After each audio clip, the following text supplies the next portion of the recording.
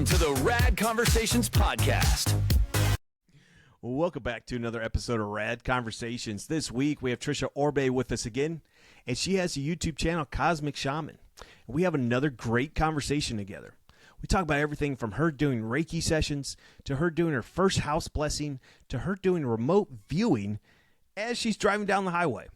All that and more coming up on this episode of Rad Conversations. And remember, if you enjoy the show, please like, subscribe, and share.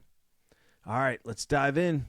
So Tricia, could you tell us about doing Reiki sessions with your clients? After doing so many sessions with people with Reiki, and I go through and clear, and I call it intuitive Reiki because I'm not just picking up what's in your body, I'm reading the frequencies of the trauma. One of the women that I did that with, she was so young, and when I was scanning her sacral, I was like, there's nothing here. This can't, am I off? You know, because sometimes I can be off, but I jotted it down anyway, and I went into the field for her, and it was a past life where I feel like she was on like a witch hunt, or she was, not that she even knew what witch was at that point.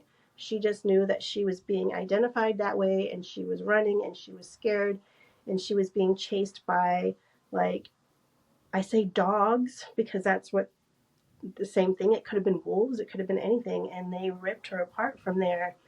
And when I was explaining this to her after we had completed the whole session, well, actually, I didn't even explain it to her. I just wrote it down and handed it to her. And she's the one who picked up the paper and saw my uterus empty notes, right? And she's like, yeah, I don't have a uterus. I had a hysterectomy in my 20s. I mean, she was later 20s, but early 20s. And I couldn't believe that. And she said, do you think if I had made different choices in this life, my previous life where that happened, wouldn't have played out like that? And it was her inner knowing that spoke that truth that came in, and she was right on. We know, right? Our soul will tell us, and sometimes the human says, nah, that's not true. But we do. We have that inner knowing. Have you always trusted your gut with that inner knowing, or is this more of a recent thing to where you're like, I really start needing to listening to, you know, what my higher self is telling me? Yeah, I didn't trust never listened, never trusted. But also that's from my conditioning where growing up, we had to be quiet, you have to this. And then we were raised, my mom raised us with always plan for the worst case scenario. So then how can you trust with that? So yeah, I've had to really learn to surrender over and over to the trust. And there's times now when it's just little bitty things. Like we can be packing up to go to the river, and something will tell me, pack this basket and take this. And by the way, put this in the trunk also. And it can be so random, not something you would take to the river. But then when we get there, hey, we needed that rope and gloves. That sounds bad, but yeah, we needed that. And if I hadn't listened, we wouldn't have been able to complete whatever we were doing. I was like, oh, that did come in handy. Yay, Tricia. You know? Yeah. I recently I had a shirt on and I was leaving to go have lunch, and something told me, hey, put that other shirt on. And I never put the shirt on. It's not one of my favorites. I put the shirt on, and then I went to Mexican food and dropped salsa all over my shirt. So I was like, oh, thank God I didn't ruin the other shirt. I ruined the shirt and never, you know, like stuff like that. Yeah. I was at a stoplight one time, and in my head, I'm like, and the stoplight turns green, and I'm just sitting there. And I'm like, in my head, I'm like, why am I not moving? And then all of a sudden, here comes a semi or big truck that was very late, very red light came through. And I was like, oh my God, like, you know. But do you think, so now that you're listening to your inner voice, is it happening more often? Or are you just more aware of it? I'm definitely more tuned into it now. I feel like I can hear it more louder. And there was phases of my journey, like when I awakened, and I say deeply awakened, because before I had a knowing, I didn't have an embodiment of it, right? So when I first awakened, man, I heard it all. So I had to learn to filter through all that, put myself in like a sacred container, I guess that's what you would call it, to where I just have a filter. It's filtered now. I don't need to hear everybody. I don't need to know everything. And some days, and this is something my mom taught me, she's like, you can just wake up and say, not today, guys. Whatever needs to be done, let's do it at another time, or we'll do it in the sleep. Nice. So you are able to control the messages that come to you. You're like, hey, I'm not in the mood today, guys. Tomorrow maybe Yeah, come back. for So the you can most shut it part. off and Sometimes, like now, there's some things that it'll shut off for the moment, and then it'll come back, and then I'll be like, no, not right now, and then it'll come back. I'm like, okay, this is important. I got to sit and listen. good for you for not just being fascinated by this nonstop and like what like. And I don't know why you're saying no, not right now. I don't, whatever the reason is, but like whatever's coming to me, I would just be fascinated by it, and I would probably live more of my life in my head than in Yeah. this 3D hmm reality. So it's And good that you have this happens stuff. to people. Yeah, that happens to people. Yeah. Now you were saying you can shut it off and turn it on. When you're out in public, do you ever get messages randomly, like a lady at a restaurant or a lady or a fella at a grocery store, and like maybe a spirit comes through and like, hey, could you give my daughter this message or anything like that? So there's been quite a few, even before my awakening. There was a time I was living in Florida. I might have been 26 or 24, maybe even younger. Yeah, because it was before nursing school. So I might have been 23, 24. And I was working in the mall at one of those little, boutique stores. And the kiosk was in the center of the store, like a horseshoe. And I was in there. No. I was outside of the kiosk, like restocking the candy and stuff like that. And the manager was closing down the registers. And I kept seeing my child, the lady who lived across the street from us. I kept seeing her furniture. And she had very interesting furniture. It was like velour, brown velour with the wood, right? But it had like images of like plants and houses and prairie looking stuff. And that's what kept coming up for me. I was like, what is this? And when I decided to pause a moment and really kind of see what was going on, because this was my first time moving away from home, was when I was in Florida. And I paused a minute to see what was going on. And then all of a sudden it shifted from seeing their living room furniture from the people across the street from me growing up to I saw a chair, like a worn leather chair, and an old woman sitting there, like a grandma figure, a heavyset grandma woman sitting in the chair.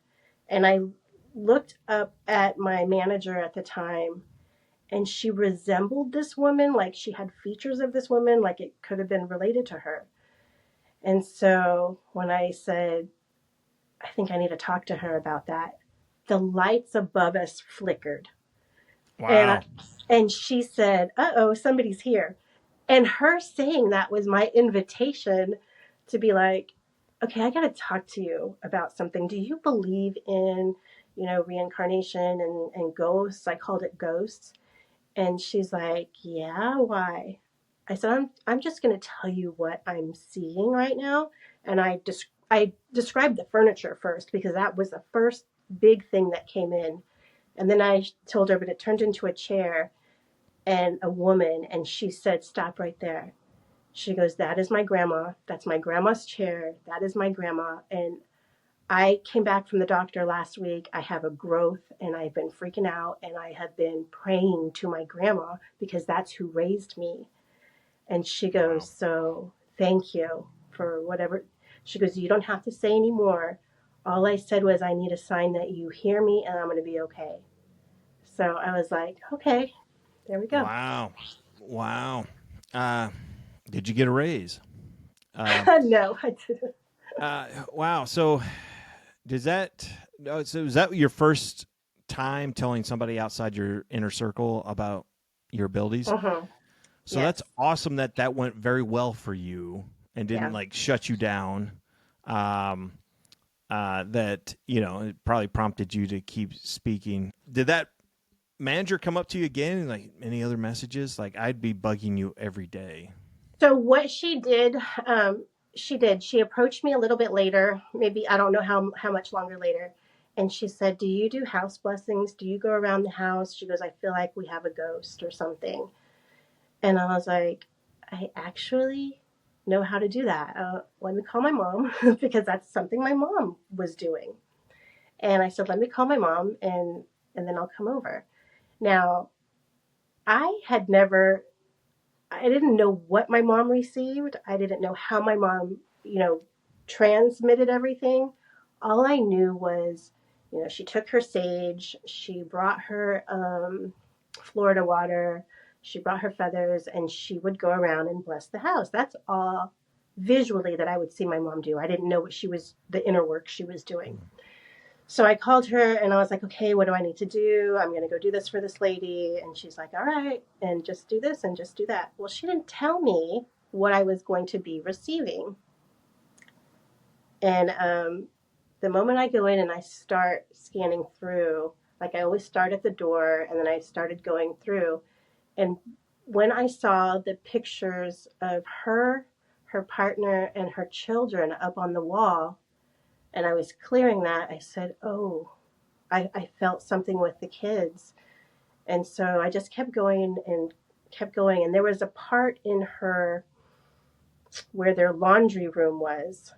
And I went in there to clear that. Well, not even clear it, just bless it. I was blessing it. And I felt this like dark resistance. And it gave this, I say dark resistance, but it was just something that doesn't feel good. And I felt this on the back of my neck. And I kind of stepped back a little bit. And that caught her attention. She goes, "What is it? What do you feel? Is it bad?" And I was like, I don't know that it's bad. I don't see things as bad. I was like, "But there's something here. I'm just going to work through it." And I said, "I suggest to you, anytime you're in here, keep the space clean." It was the laundry. Nobody has a clean laundry area. I was like, "Keep this clutter free because that stagnant energy builds up. So this is your dirty clothes. This is where you go out in the world and you're picking up, you're like a magnet, you're picking that up. And then you have it all commingling together." I was like, "Just keep this clear all the time, keep it clear." She goes, "This is where we have a lot of stuff happen. Like, this is where we don't feel good." I'm like, "Yeah, you gotta clear the space. You can't keep a mess. You can't, that's not good." And then she's like, "Okay." And so we would keep going. And when I walked, I didn't even know it was her it was her son's bedroom. She had a son and a daughter, and I didn't know it was her son's bedroom. But I walked in, and I immediately had to sit down. And I was like, "Whoa." And she's like, "What's wrong?" I was like, "I feel dizzy. I'm blurry. My vision is blurry. And I feel like I want to speak, but I can't speak." And she goes, "That's interesting." She's like, "My son is being diagnosed with dyslexia." So I was feeling what he was feeling, like there was something wrong and why I can't see straight and I can't verbalize this. Why do they not understand me? And she's like, we have him in therapy now. Is he going to be okay?" And I'm like, "Yeah, he's going to be fine. He just needed this help. He's been like this whole time. And because now he's in school, it's really affecting him. But he'll be fine. This is not anything bad." And she's like, "Okay." Yeah. Wow. Yeah. So that's the first time you ever went through and cleared out a house. Yeah. And I remember going back and telling my mom everything I picked up. And of course, my mom, she has that religious thing. She was like, "That could have been a demon, or that could have been this." But I don't have that religion filter. When we were growing up, even though she took us to church every Sunday and we were in CCD classes because we were raised Catholic, when I just had this, I don't know, they call it like ADD or ADHD. I saw this meme that said ADHD saved my life from conditioning from school. So I feel like maybe that's why I didn't really absorb it and pay attention to it because I don't have that. It doesn't resonate to me like it does to her. I don't have that conditioning. And then when I got my driver's license, then she entrusted me to take me and my brother to church and CCD. All I would do is drop him off and bail. You can go pick him back up later. So, yeah. So that was your first time, but you've been in many homes up to that point.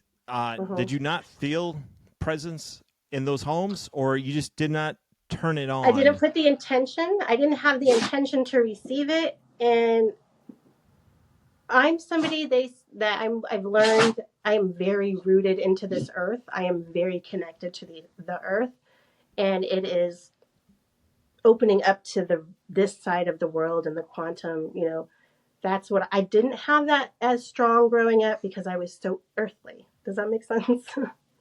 Yeah. Yeah. So I wouldn't pick it up when I would go to certain rooms, only when I opened up and then put out the intention. So have you ever been in a house as a guest or walking through a house you might be renting or buying and just turn it on and without being asked and learn something that you didn't know happened in the house or anything? Yeah. So the house that one of the homes I lived in Killeen, I remember walking, I should have done it before I decided to sign the lease on it, and I didn't. Once we were already moved in and it was quiet and I'm in the kitchen and all of a sudden I start feeling this raciness and I sat with myself and I'm like, not me. Okay.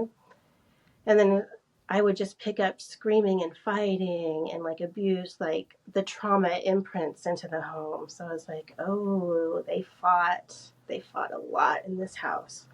So I would pick that up, not necessarily that somebody was still lingering. It was their energetic imprint.